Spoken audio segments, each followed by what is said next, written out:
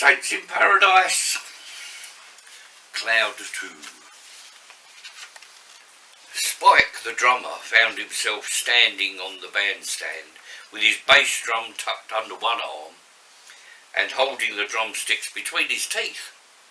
He didn't realise, though, that although he was supporting a large percussion instrument, there was no sense of weight whatsoever. Apart from this, the only thing that seemed wrong was that whereas before the explosion he had been wearing a red sweater and blue jeans, he was now clad in a long white flowing garment. Si, the saxophonist, stood up next.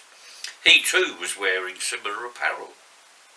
Then Spike suddenly noticed something else odd.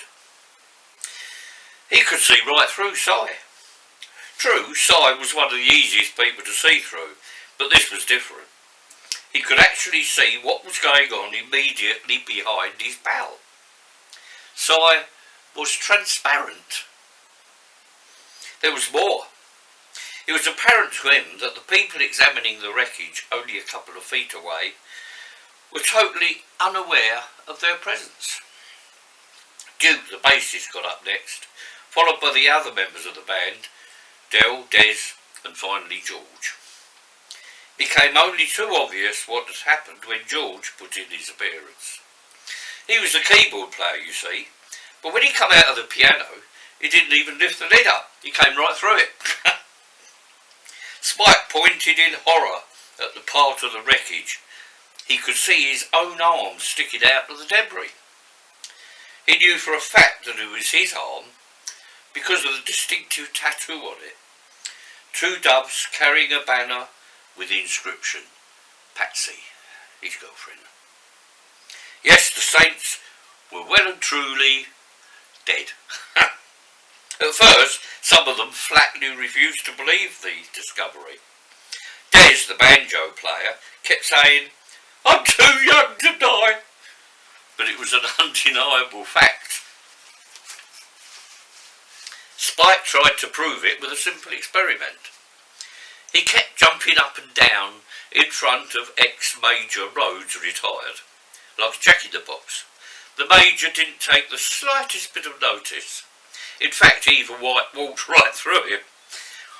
"Well, what do we do now?" asked George as he held the spirit of a clarinet. You see, I should explain. Like human beings, when an instrument is damaged beyond repair, its astral body or spirit leaves its body. After all, instruments have soul, don't they?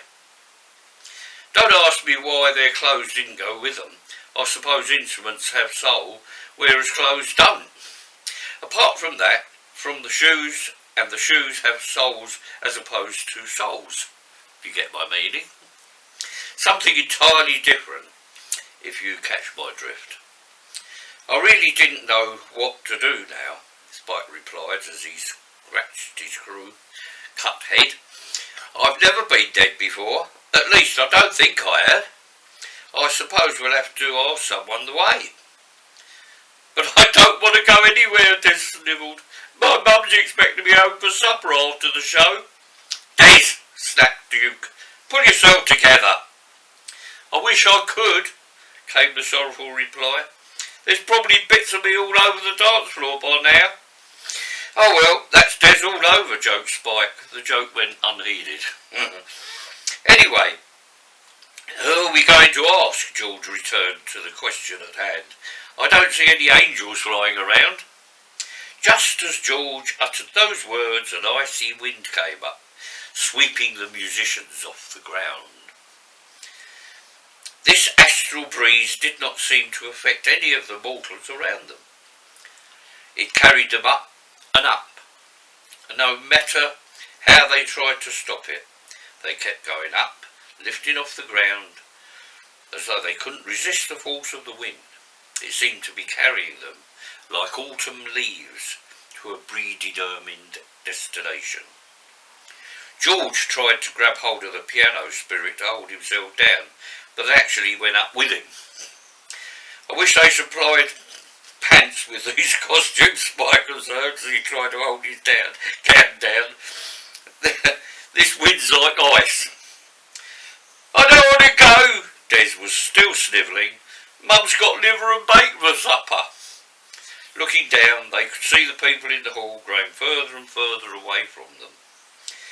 As they went through the roof of the building, they could see the hall itself becoming more distant every second. Every third and fourth, in fact. Eventually, the whole of the city of Tucked-in Wells was just a mass of lights. They all still had to hold on to their instruments. George was dragging the piano along with him. Although Spike only had the bass drum, brushes and sticks with him, he noticed something sticking out from the drum. He pulled it out to discover that it was the astral form of a £5 note. Who says you can't take it with them? He said. Anyway, we were going to have peaches and cream for afters, Des whined on. The others ignored him. As they went on through some clouds, Si made some remark about smoking heavily, but that joke fell flat. Des was still going on about how worried his mum would be. Eventually they stopped travelling upwards and came to a halt on top of a big bank of pink clouds. "4th floor," Spike quipped. "Lingerie, personal items and everything for the mother-to-be." "Well," asked Dale after assuring himself that nothing further was going to happen, "what do we do now?" Just then a silver star drifted by. Hanging onto the star was a notice, "This way to paradise." "I suppose we'd better follow the star," suggested Duke. "After all, I hope that's where we're going."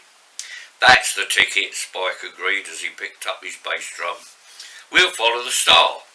"We haven't got much option," Duke pointed out. "Des, stop this snivelling. Let's try to keep our chins up and play a little bit of music to warn the angels that we're on our way." "Great title of a song," Spike said. "What?" asked Duke. "Warn the angels that we're on our way?" "No," replied Spike. "Follow the star." "I think it's been done," commented Dell. "Probably," Duke agreed. The little group of musicians picked up their instruments and marched behind the star, playing not "Follow the Star," but quite appropriately, "When the Saints Go Marching In." We are the saints, in paradise, sitting on a cloud to be precise. It wasn't very long before some large gleaming golden gates came into view. The star, swinging to and fro in time to the music, led them towards those gates, which they all took to be the golden gates of heaven. "Hey," remarked Duke, "we've found a real swinging star."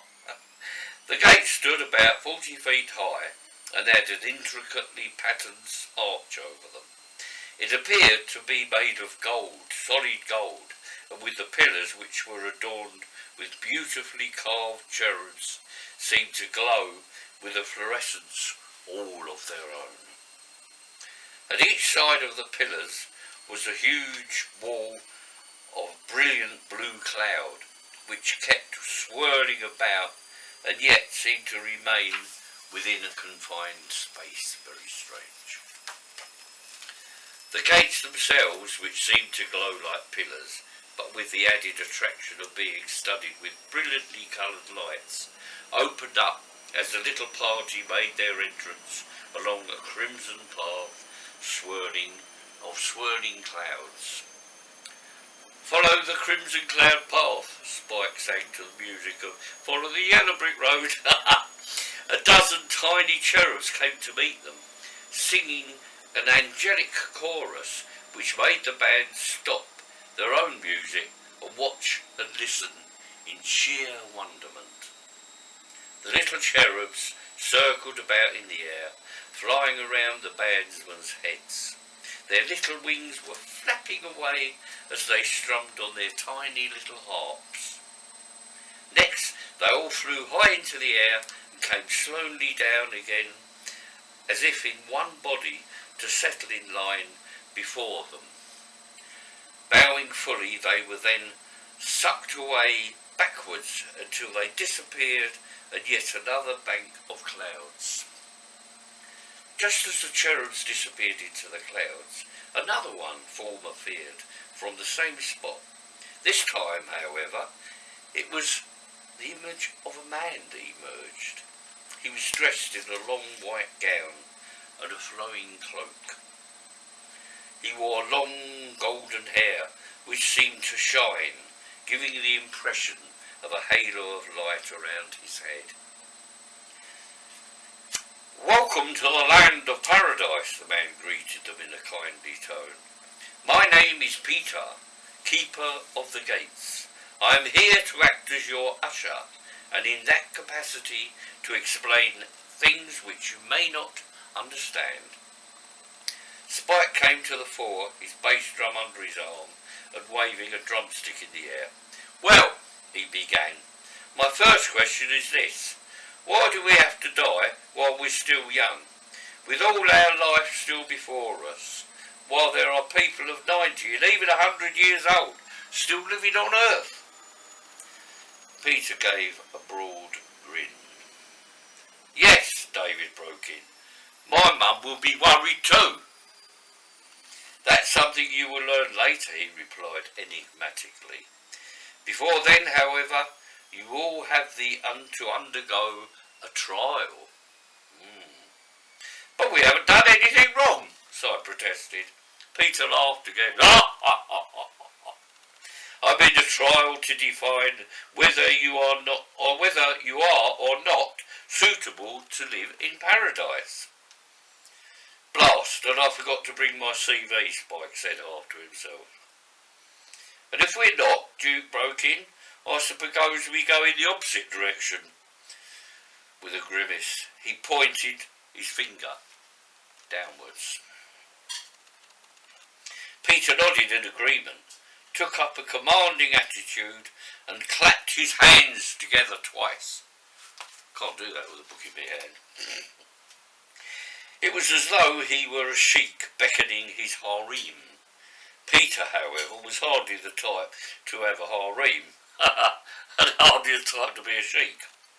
From the swirling mists came one of the little cherubs, his little naked form being caressed by the clouds. He settled as lightly as a butterfly in the air next to Peter. "Chico here will take you to your quarters," Peter explained. "You can have a rest there for a little while, and then you must prepare yourselves for judgment. This will take place in 3 Earth days from now.